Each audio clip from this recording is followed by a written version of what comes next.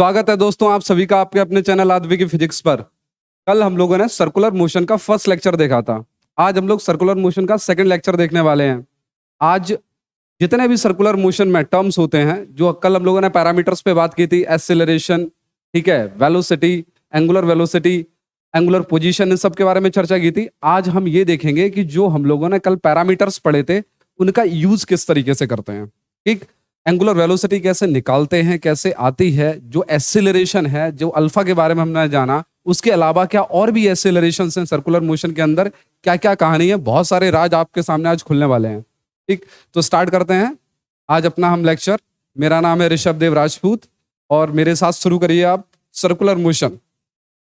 देखिए, हमारे पास जो हम लोगों ने कल सिस्टम देखा था, तो कल हम लोगों ने बात की थी कि ओमेगा क्या होता है, थोड़ी सी बात की थी ओमेगा क्या होता है, ठीक है, थीटा के बारे में चर्चा की थी, अल्फा के बारे में चर्चा की थी। क्या इतने ही पैरामीटर्स होते हैं सर्कुलर मोशन के अंदर? तो देखिए, ऐसी बात नहीं है, इतने पैरामीटर्स नहीं होते हैं, और भी पैरामीटर्स होते हैं और एक दूसरे से कनेक्टेड भी होते हैं। किस तरीके से कनेक्टेड होते हैं, कौन कौन से पैरामीटर्स होते हैं, देखिए जरा।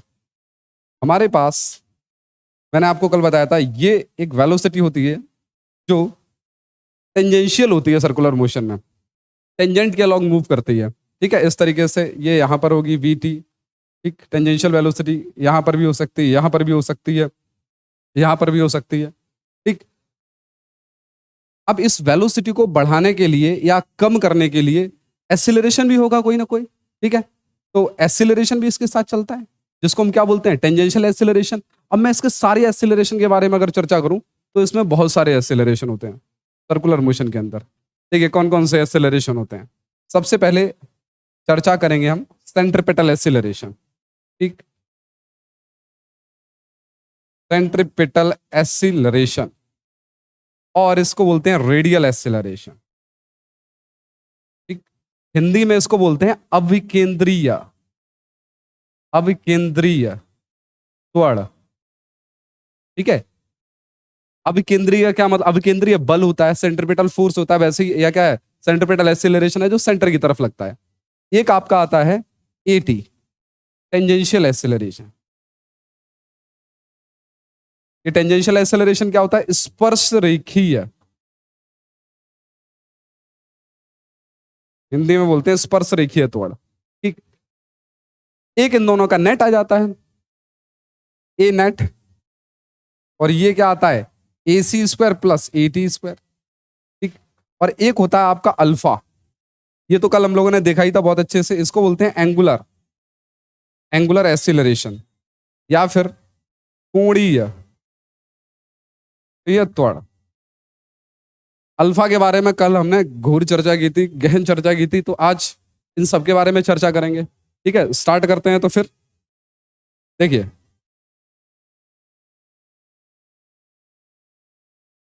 ये हमारे पास एक सर्कुलर मोशन हो रहा है। अब किस तरीके से सर्कुलर मोशन हो रहा है? ये रहा सेंटर, और सेंटर से ये आर डिस्टेंस दूर एक पार्टिकल है, ये एम मास का पार्टिकल है, और वी वेलोसिटी से मूव कर रहा है। ये वेलोसिटी कैसी है? टेंजेंशियल है। कुछ देर बाद ये पार्टिकल घूम के कहां आ चुका होगा? मान लेते हैं यहां पर आ गया पार्टिकल। ठीक, और ये एंगल कितना इसने बना रखा है? थीटा। जरा ध्यान दीजिए, वी वेलोसिटी पहले स्ट्रेट यहां से मूव किया, कुछ देर बाद यहां आ गया, और ये वेलोसिटी कुछ देर बाद आपको कुछ इस तरीके से दिखाई पड़ेगी, वी। ठीक, थोड़े से हम कंपोनेंट करते हैं यहां वेलोसिटी के, बढ़िया से।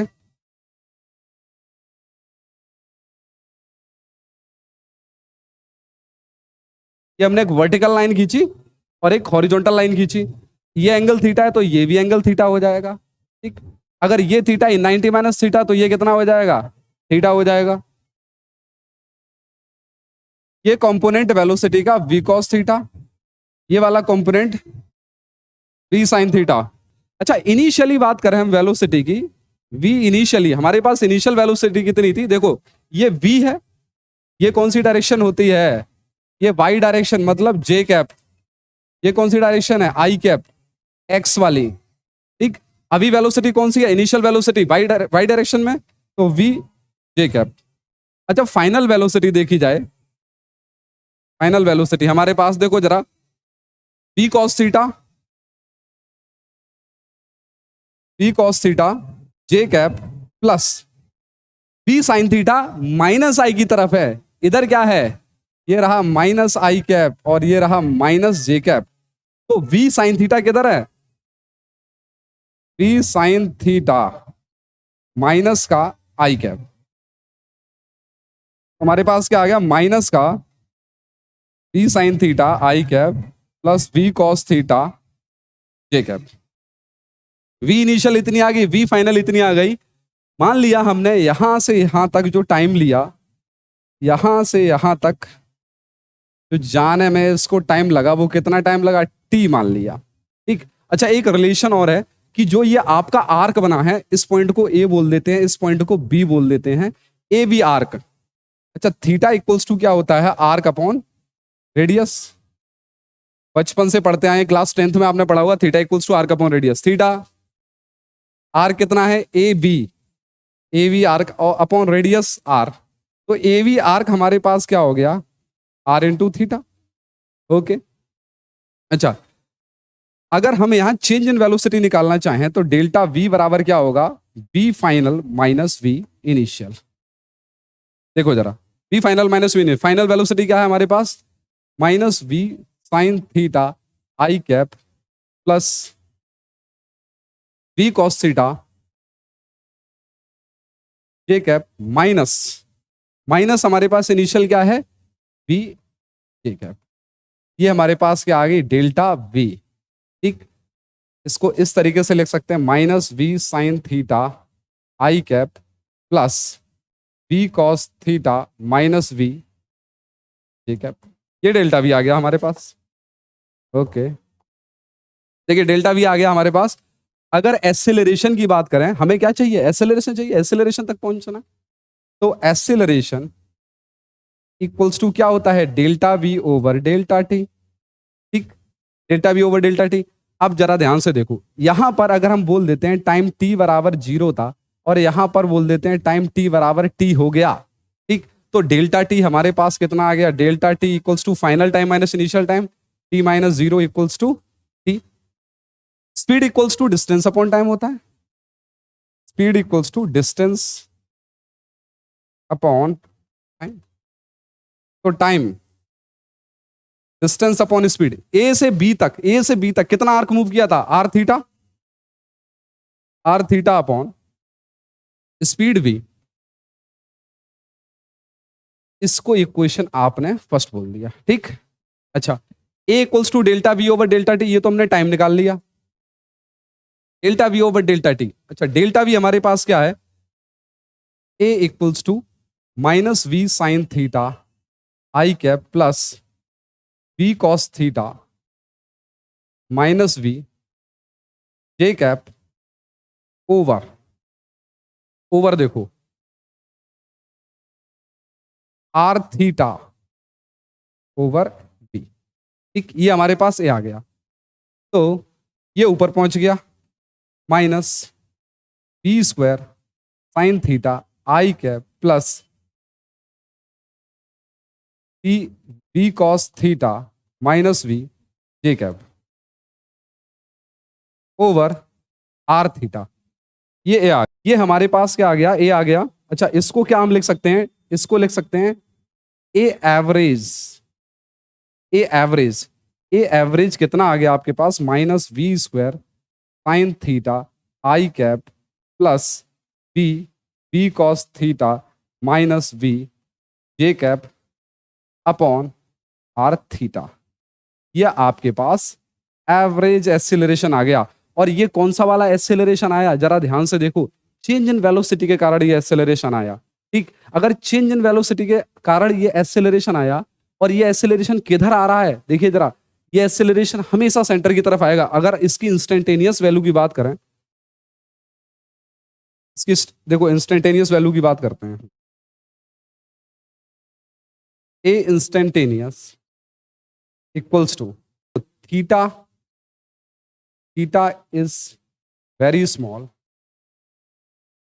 अगर इंस्टेंटेनियस की बात करें तो थीटा हमको बहुत छोटा लेना पड़ेगा, theta is very small, sine theta लगभग लगभग equal to theta and cos theta लगभग लगभग इक्वल टू क्या हो जाएगा, 1 हो जाएगा। इंस्टेंटेनियस हमारे पास क्या था, b square sine theta minus का i cap plus B B cos theta minus B J cap over are theta over are theta. ठीक, यहां पर साइन थीटा की जगह आप वैल्यू क्या रख दो, theta minus we square theta I cap plus B B cos theta क्या हो जाएगा, 1 हो जाएगा minus B J cap upon are theta, ये क्या आ गया minus we square theta I cap plus V square minus we square J cap upon are theta. ये वी स्क्वायर से वी स्क्वायर खत्म हो गया, क्या आ गया, और ये थीटा से थीटा खत्म, minus we square upon R I cap. ये क्या आ गया, ए इंस्टेंटेनियस। ठीक है, तो ए इंस्टेंटेनियस की हमारे पास क्या वैल्यू आ गई, minus we square upon R I cap. ये देखिए माइनस का क्या मतलब है कि ये हमेशा किधर आता है, टूवर्ड्स सेंटर आता है, टूवर्ड्स टूवर्ड्स सेंटर। और इस एक्सेलरेशन को नाम क्या दिया हमने, सेंट्रीपिटल पिटल एक्सेलरेशन। क्योंकि ये सेंटर की तरफ आता है इसलिए हमने इसका नाम क्या रख दिया, सेंट्रीपिटल एक्सेलरेशन। हिंदी में हम इसे बोलते हैं अपकेंद्रीय त्वरण। ठीक, अगर इसका मॉड निकालें, mod of a c, mod of a c कितना आ जाएगा, वी स्क्वायर अपॉन आर आ जाएगा। ठीक, इसको एक और नाम क्या दिया जाता है, रेडियल एक्सेलरेशन।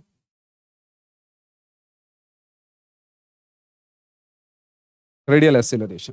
ठीक है, अब एक और छोटी सी चर्चा और हम करते हैं कि देखिए हमारे सर्कुलर मोशन में, तो अभी सर्कुलर मोशन हो रहा था, ठीक है, इधर वेलोसिटी टेंजेंशियल वेलोसिटी इधर थी वी टी, ये वी टी इधर थी, ये कुछ इस तरीके से वी टी इधर थी, ये कुछ इस तरीके से वी टी इधर थी। हर टाइम पर ये रेडियस आर, हर टाइम पर, हर टाइम पर वेलोसिटी की डायरेक्शन क्या हो रही है, चेंज हो रही है। अगर वेलोसिटी की डायरेक्शन चेंज हो रही है तो सीधी सी बात है कोई ना कोई चेंज करवाने वाला होगा, और चेंज करवाने वाला कौन है, यहां पर ये कौन सा, सेंट्रीपिटल एक्सेलरेशन। ठीक है, सेंट्रीपिटल एक्सेलरेशन यहां पर क्या कर रहा है, वेलोसिटी की डायरेक्शन को चेंज करवा रहा है। तो लिख सकते हो कि centripetal acceleration acceleration is responsible for change in direction of velocity. ठीक है, सेंट्रीपिटल एक्सेलरेशन इसकी डायरेक्शन को क्या करवा रहा है, चेंज करवा रहा है वेलोसिटी की। कि क्या वेलोसिटी की केवल डायरेक्शन चेंज हो सकती है, मैग्नीट्यूड नहीं चेंज हो सकता है। जैसे ये वीटी से इधर जा रहा था, मान लेते हैं ये वीटी इधर है, कुछ देर बाद ये डायरेक्शन चेंज हो गई, एक वीटी इधर और ले लेते हैं इस तरीके से, ये वीटी, ठीक है, ये आर है, ये आर है, ये आर है। सेंटर की तरफ कौन सा एक्सेलरेशन, एसी, एसी, और सेंटर की तरफ कौन सा है, एसी। सेंट्रीपिटल एक्सेलरेशन कहाँ है, सेंटर की तरफ है। ठीक, सेंट्रीपिटल एक्सेलरेशन का क्या काम है, इसकी डायरेक्शन भी चेंज करवाना। अब इसके साथ एक और एक्सेलरेशन आता है, इस टेंजेंशियल वेलोसिटी के साथ एक और एक्सेलरेशन आता है, उसको क्या बोलते हैं, टेंजेंशियल एक्सेलरेशन, एटी। ये क्या काम करता है, ये इसके मैग्नीट्यूड में चेंज करवाने का काम करता है। तो एक कहानी समझ में आ रही है कि जो एसी था ये किस में, डायरेक्शन में चेंज करवा रहा था, ठीक है, और एटी है ये किस में चेंज करवा रहा है, मैग्नीट्यूड में। ठीक, एटी बराबर क्या होता है, t mod v t over D t. देखो t mod v over D t, AC हमने क्या लिखा था, AC equals to d we over D T. ये एसी था, एसी क्या था, वेलोसिटी की डायरेक्शन में चेंज करवाने वाला। एटी क्या है कि जो इस टेंजेंशियल वेलोसिटी के मैग्नीट्यूड में चेंज करवा रहा है वो कौन है, वो एटी है। ठीक, तो हमारे पास दो एक्सेलरेशन आ गए, एक कौन सा आ गया जो इसकी डायरेक्शन में चेंज करवाता है, एक कौन सा आ गया जो इसके मैग्नीट्यूड में चेंज करवाता है। अगर हम यूनिफॉर्म सर्कुलर मोशन की बात करें, यूनिफॉर्म सर्कुलर मोशन, ठीक, तो यूनिफॉर्म सर्कुलर मोशन के लिए कुछ बातें आपको याद रखनी है, छोटी छोटी सी दो चार बातें हैं, याद रखिए हमेशा कि magnitude magnitude of velocity is always constant. देखिए, अगर मैग्नीट्यूड कांस्टेंट हो गया तो सीधी सी बात है टेंजेंशियल एक्सेलरेशन क्या है, change in magnitude of velocity with respect to time. तो एटी को क्या होना पड़ेगा, एटी को जीरो ही होना पड़ेगा। अगर एटी जीरो नहीं हुआ तो यूनिफॉर्म सर्कुलर मोशन नहीं होगा। हिंदी में इसको बोलते हैं हम एक समान वृत्तीय गति। वृत्तीय मतलब सर्कुलर मोशन। अगर एटी जीरो हुआ तभी क्या होगा, magnitude of velocity is always constant. ठीक, अच्छा एसी जीरो होगा कि नहीं होगा, देखो एसी जीरो नहीं होगा, AC is not equals to zero. अगर एसी जीरो हो गया, सेंट्रिपिटल एक्सीलरेशन जीरो हो गया तो सर्कुलर मोशन होगा ही नहीं। कहानी समझ में आ रही है भाई, सेंटर की तरफ हमेशा एक्सेलरेशन होता है, वेलोसिटी की डायरेक्शन को चेंज करवाता है। अगर वेलोसिटी की डायरेक्शन चेंज नहीं होगी तो सर्कुलर मोशन तो हो ही नहीं सकता। मतलब अगर सर्कुलर मोशन होगा तो एसी तो हमेशा होगा ही होगा। ये एक तरीके से भगवान मान लो सर्कुलर मोशन का। ठीक, अगर ये नहीं है तो सर्कुलर मोशन नहीं है। तो magnitude of velocity is always constant uniform circular motion में। और आप क्या कह सकते हो, क्या सेंट्रिपिटल एक्सेलरेशन कांस्टेंट है? नहीं है। सेंट्रिपिटल एक्सेलरेशन हर टाइम चेंज हो रहा है, हर टाइम। पहले इधर था फिर और ऊपर पहुंचा, मान लो पार्टिकल यहां पहुंच गया तो एक्सेलरेशन इधर आ गया, फिर थोड़ी देर बाद इधर आ गया, फिर पार्टिकल यहां पहुंचा तो ऐसा आ गया। अब पार्टिकल अगर यहां होगा तो बेचारा ऐसा आ जाएगा। ये हर समय चेंज हो रहा है। ठीक, तो हम बोल सकते हैं कि AC doesn't change, centripetal acceleration change नहीं होगा। क्या इसका मैग्नीट्यूड कांस्टेंट रह सकता है सेंट्रिपिटल एक्सेलरेशन का यूनिफॉर्म सर्कुलर मोशन में? बिल्कुल रह सकता है भाई। एसी का काम क्या है, डायरेक्शन चेंज करवाना। तो मैग्नीट्यूड कांस्टेंट रह सकता है, कोई दिक्कत नहीं। एसी क्या है, वी स्क्वायर अपॉन आर। देखो एसी हमारे पास है क्या, AC equals to V square upon R. ठीक, और यूनिफॉर्म सर्कुलर मोशन के लिए आपने कहा है magnitude of velocity always constant. Magnitude मतलब स्पीड ऑलवेज कांस्टेंट। तो अगर ये कांस्टेंट है तो ये तो कांस्टेंट है ही है। ठीक, अगर दोनों कांस्टेंट हैं, अगर मैं बोल दूं मॉड ऑफ वी क्या है, कांस्टेंट है।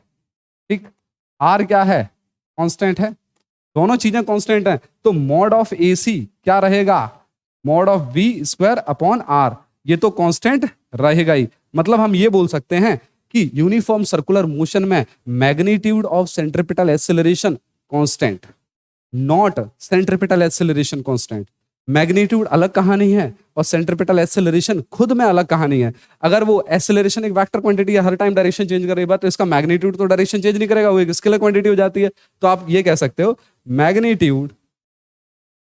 Magnitude of AC is constant. ठीक, यूनिफॉर्म सर्कुलर मोशन में क्या होगा, magnitude of AC is constant. क्या पूरे सर्कुलर मोशन में, क्या पूरे एसी डजंट चेंज? देखिए ये थोड़ा पॉइंट मैंने गलत लिख दिया, AC does not change in uniform circular motion. Magnitude of AC is constant but direction of AC is always change. तो हम ये नहीं कह सकते हैं कि जो सेंट्रिपिटल एक्सेलरेशन है वो कांस्टेंट है। यहां पर आप लिख सकते हो इसको, इस पॉइंट को थोड़ा मैंने लिखा कुछ है बोला कुछ है, आप यहां इसको समझ सकते हो कि centripetal acceleration is not constant.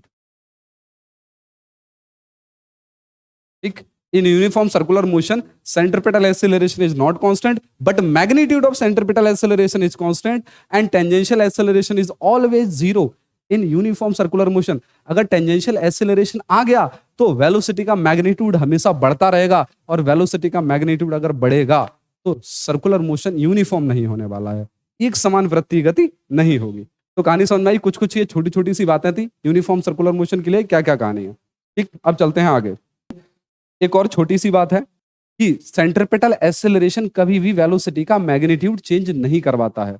हमेशा कौन मैग्नीट्यूड चेंज करवाता है वेलोसिटी का? Tangential acceleration.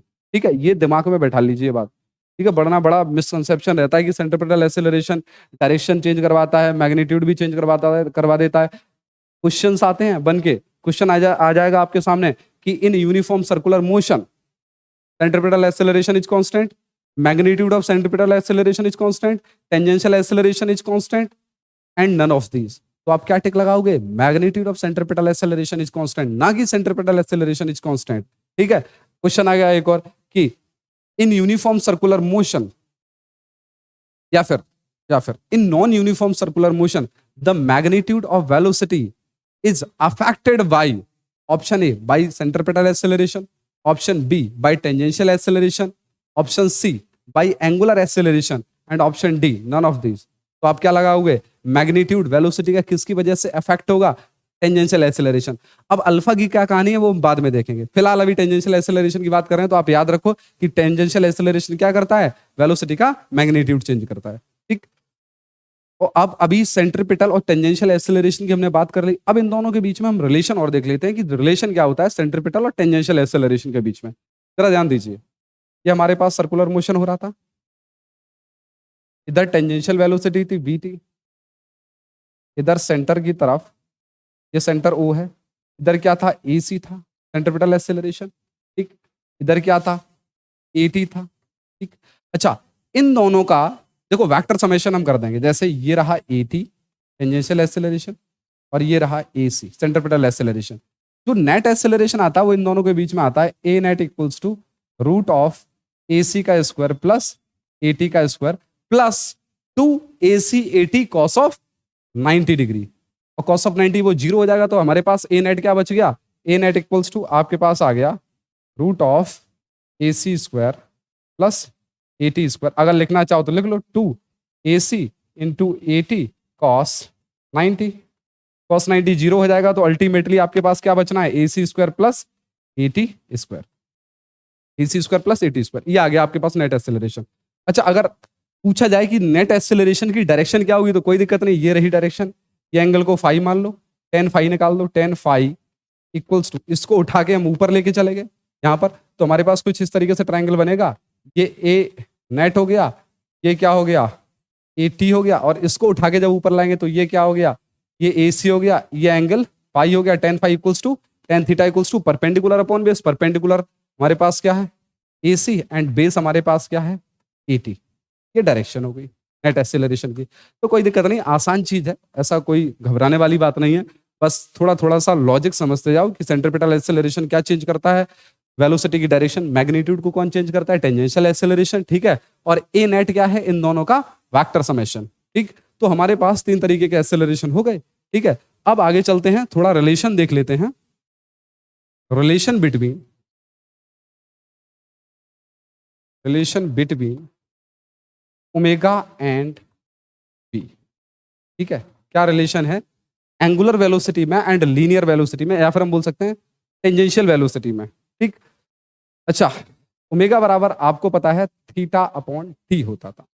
अरे omega equals to d theta over D t, normal terms में लिख लिया, omega equals to theta upon T. ठीक, b equals to distance upon time, तो आर थीटा अपॉन, अभी हमने निकाला था v इक्वल्स टू, ये देखिए जरा पीछे, अगर v निकाला है यहां पर तो v इक्वल्स टू क्या आ जाएगा? R theta upon T. ठीक है, ये हमारे पास आ गया equals to R theta upon T. इसको अगर इक्वेशन 1 बोल दिया, इसको इक्वेशन 2। अब थीटा इक्वल्स टू क्या आ गया यहां से? Theta equals to omega into T, इसको उठा के यहां रख दो, तो v equals to R into omega T upon T, T से टी खत्म, v इक्वल्स टू क्या आ गया? R into omega. ठीक है, ये क्रॉस नहीं है, आर इंटू ओमेगा है।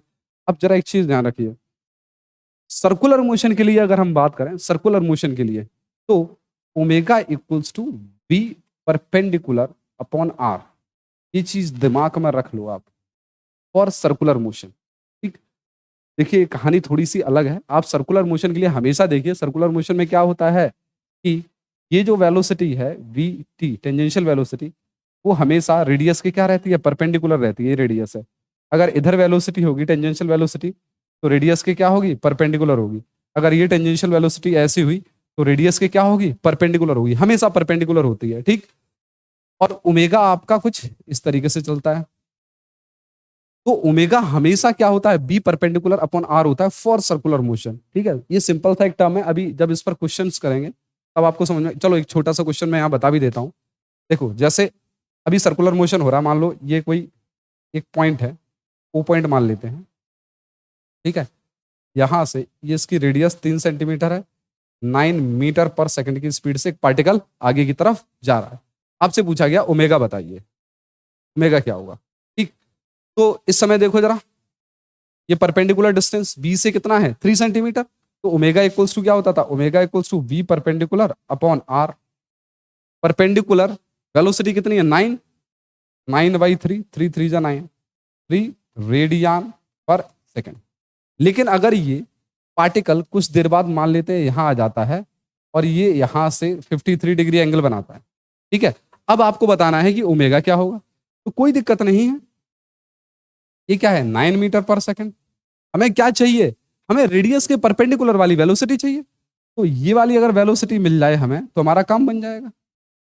देखो जरा ध्यान से, अगर इसको हम ड्रॉ करते हैं, ये 53 है, ये 90 है, तो ये कितना हो गया, 37 डिग्री। ये 90 है ही है, 90 और 37, तो ये कितना हो गया, 53, 53। कॉम्पोनेंट कर लो 9 के, इधर क्या हो गया, 9 cos 53, इधर क्या हो गया, 9 sin 53। तो देखो आर के परपेंडिकुलर, ये तो आर है, ये आर है। अब आर के परपेंडिकुलर ये कितना है, ये 3 है। 3 के परपेंडिकुलर कौन है, 9 cos 53, ठीक है। और ये क्या है, पैरेलल है, तो हमें पैरेलल से कोई लेना देना नहीं है, हमें परपेंडिकुलर वाली वेलोसिटी चाहिए। तो omega equals to B perpendicular क्या है, 9 cos 53 अपॉन आर। आर कितना है, 3, ठीक है। आर हमारे पास 3 आ गया। इस तरीके से ये सर्कुलर मोशन हो रहा है। आर 3 आ गया, 3 3 जा 9, तो 3 इंटू cos 53 कितना होता है, 3/5। तो 9/5 मीटर पर सेकंड। 5 कितना आ गया, 5 1 जा 5 और 5 8 जा 40। देखो जरा ओमेगा कम हो गया, ओमेगा कम हो गया पहले से। पहले कितना था, 3 रेडियन पर सेकंड, दूसरा कितना आ गया, 1.8 रेडियन पर सेकंड। आसान है, कोई दिक्कत नहीं है। आप हमेशा क्या करिए, आर के परपेंडिकुलर वाली वेलोसिटी निकालिए, ठीक है। और जो वेलोसिटी आए उस वेलोसिटी को आर से डिवाइड कर दीजिए, कहानी खत्म, ठीक। चलते हैं आगे। अभी तक हम लोगों ने देखो क्या क्या पढ़ लिया, हम लोगों ने रिलेशन पढ़ लिया ओमेगा और वी के बीच में क्या रिलेशन है। हम लोगों ने पढ़ लिया सेंट्रीपिटल एक्सेलरेशन क्या है, टेंजेंशियल एक्सेलरेशन क्या है, ठीक है। और उन दोनों को मिला के एक तरीके का एक्सेलरेशन आता है जिसे हम नेट एक्सेलरेशन बोलते हैं, वो क्या कहानी है, ठीक। अब इसके बाद जो कहानी हमारी आने वाली है वो अब अल्फा के बारे में आने वाली है। जरा ध्यान से देखिए, ए टी इक्वल्स टू क्या होता है, अल्फा के बारे में थोड़ी सी चर्चा कर लेते हैं। ए टी इक्वल्स टू होता है e mod t over D T, ठीक है। और v equals to v t equals to क्या होता है, आर इंटू ओमेगा। वैल्यू डाल दो, तो ए टी इक्वल्स टू क्या आ गया, डी वी टी क्या है, R into omega over D T, ठीक। आर बाहर ले लो, आर कांस्टेंट है, तो D omega over D T. D omega over D T क्या होता है, अल्फा, तो R into alpha. A T equals to R into alpha, ठीक। मतलब टेंजेंशियल एक्सेलरेशन और एंगुलर एक्सेलरेशन के बीच में यहां पर संबंध है। और क्या संबंध है, A T equals to R alpha, ठीक।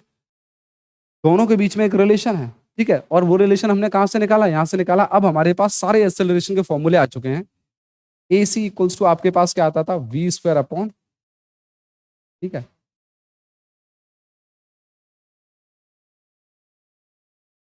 ए सी इक्वल्स टू क्या आता था, वी स्क्वायर अपॉन आर। या फिर ए सी को हम लिख लेते थे क्या, D we over D T, ठीक। ए टी हमारे पास क्या आता था, A T equals to T mod B T over T T, ये हमारे पास आता था, ठीक। ए नेट हमारे पास क्या आता था, a net equals to root of a c square plus a t square. और एक और इसका फॉर्मूला याद कर लिए, टी मॉड, टी मॉड नहीं, एक और formula, mod mod of D we over D T, ये हमारे पास आता है। ये क्या है, ए नेट है, ए नेट का और अल्फा और बचा अल्फा इक्वल्स टू आपके पास क्या आता था D omega over D T या फिर D two theta over D T two या फिर alpha equals to A T upon R. ठीक, तो इतनी सारी कहानी आ गई किसकी, एक्सेलरेशन की। v इक्वल्स टू क्या आपने पढ़ा आर ओमेगा, या फिर इसे सही टर्म्स में लिखेंगे तो v omega equals to v perpendicular upon R. ठीक है, ये हमारे पास सारे फॉर्मूले हुए अभी तक जो भी हमने पढ़े हैं, सारे के सारे एक्सेलरेशन। ठीक, v और ओमेगा सारी कहानी आ गई। अब इन पर हम क्वेश्चंस करते हैं। अब देखिए यहाँ हम लोगों ने जो यूनिफॉर्म सर्कुलर मोशन की तो बात की है, नॉन यूनिफॉर्म सर्कुलर मोशन की भी बात हमने कर ली थी, लेकिन आपको पता नहीं चला होगा। क्यों नहीं पता चला? मैंने आपसे क्या कहा था कि अगर ए टी नहीं जीरो हो तो सर्कुलर मोशन कैसा होगा? Circular motion is non uniform, is non uniform. ठीक है, अगर ए टी जीरो हो गया तो सर्कुलर मोशन इज यूनिफॉर्म।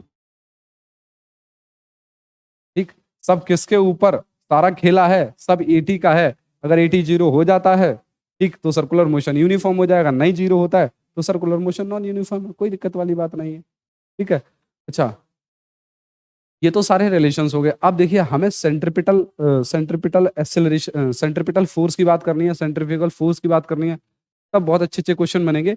अभी इस पर छोटे छोटे से कुछ क्वेश्चंस हैं वो हम लोग कर लेते हैं। ठीक है, बाकी क्वेश्चंस जब आपका सेंट्रिपिटल फोर्स हो जाएगा, सेंट्रीफ्यूगल फोर्स होगा, ठीक है, तब मजा आएगा क्वेश्चन करने में, बैंकिंग ऑन द रोड होगा। अभी हम लोगों ने क्या रिलेशन ड्राइव कर लिया सबके। तो एक आध दो छोटे छोटे से क्वेश्चन और देख लेते हैं। जैसे आपका क्वेश्चन नंबर 1 है, if velocity of circular motion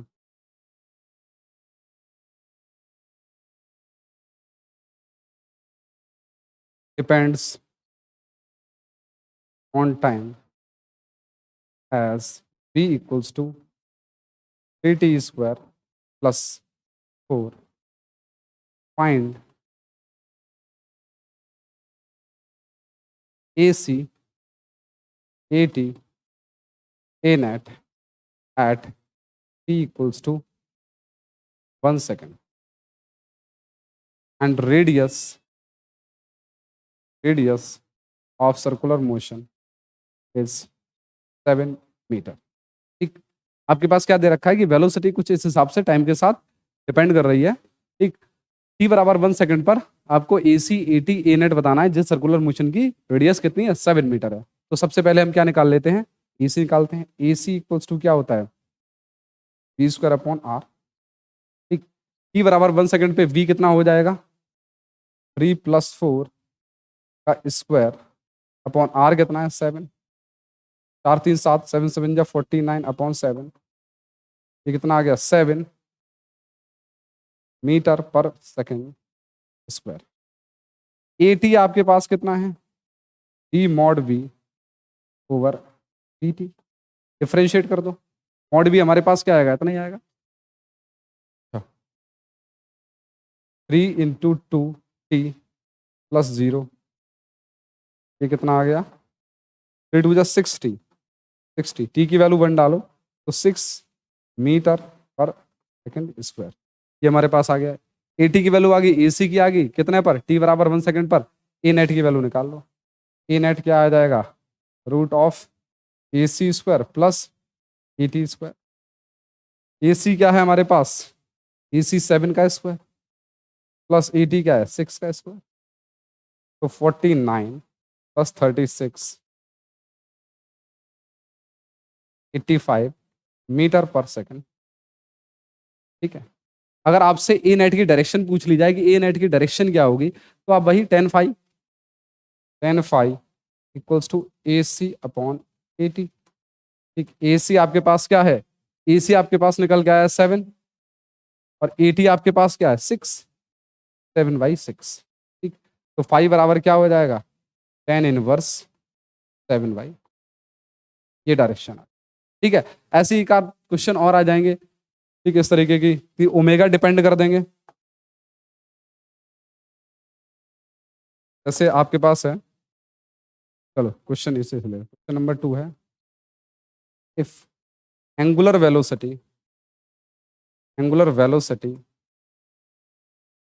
a circular motion of particle depends on time as omega equals to 4t square. Find AC, AT, A net and V after 2 seconds. If radius of circular motion is 4 metre. ठीक, आपसे ये पूछा गया, ठीक, omega आपको दे रखा है, AC, A net, V सब कुछ आपसे पूछ डाला। तो देखो ओमेगा हमारे पास क्या है, omega equals to 4t square, V equals to क्या होता है, R इंटू ओमेगा। तो V इक्वल्स टू R हमारे पास कितना दे रखा है, R है 4, तो 4 इंटू टी स्क्वायर, तो कितना आ गया 16t स्क्वायर, V बराबर। अगर हम बात करें किसकी, AC की, तो AC क्या होता है, AC equals to V square upon R। ठीक, तो V कितना है 16t स्क्वायर का स्क्वायर अपॉन R, R कितना है 4, तो 16 इंटू टी की वैल्यू डाल दो, टी कितने पर है, टी बराबर 2 सेकंड पर, तो 2 दूनी 4 का स्क्वायर अपॉन 4, 64 इंटू 64 अपॉन 4, 16 छिक्का 96 और 6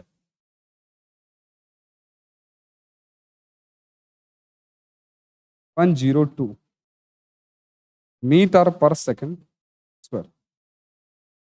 बहुत खतरनाक एक्सेलरेशन आ रहा है, सेंट्रीपिटल एक्सेलरेशन इस केस में, बहुत तेज घूम रहा होगा, बहुत ही ज्यादा तेज। तो ओमेगा हमारे पास AC तो आ गया, AT कैसे निकालेंगे, AT equals to D mod V over dt।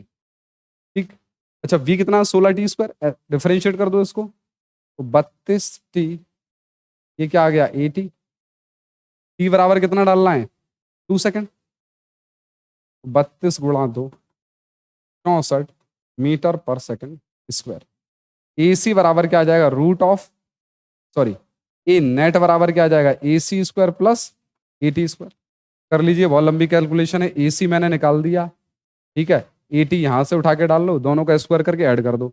अच्छा आपसे क्या पूछा गया है, एंड V 2 सेकंड पर, अब V 2 सेकंड पर पूछेगी तो सीधा सीधा डाल दो, V इक्वल्स टू 16 इंटू 2 का स्क्वायर, तो 16 गुणा 4 64 मीटर पर सेकंड, ये V आ गया। ठीक है, तो ऐसे बहुत सारे क्वेश्चंस बनेंगे, तो कल हम बहुत सारे क्वेश्चन देखेंगे। कल थोड़ी सी सेंट्रीपिटल फोर्स की भी बात करेंगे, सेंट्रीफ्यूगल फोर्स की भी बात करेंगे, तब क्वेश्चन करने में ज़्यादा मजा आएगा। आज मैंने आपको कनेक्शन दिखा दिया कि किस तरीके से कनेक्शन है, सारे एक्सेलरेशन एक दूसरे से कैसे कनेक्टेड है, ठीक है, वेलोसिटी ओमेगा के बीच में क्या रिलेशन है, सारा पिक्चर क्लियर कर दिया, थ्योरेटिकल पिक्चर क्लियर कर दिया। ठीक, अब कल इस पर और भी क्वेश्चन करते हैं, वीडियो ज़्यादा लंबा हो जाएगा, इसलिए आज ज़्यादा क्वेश्चन हम लोगों ने नहीं किए हैं।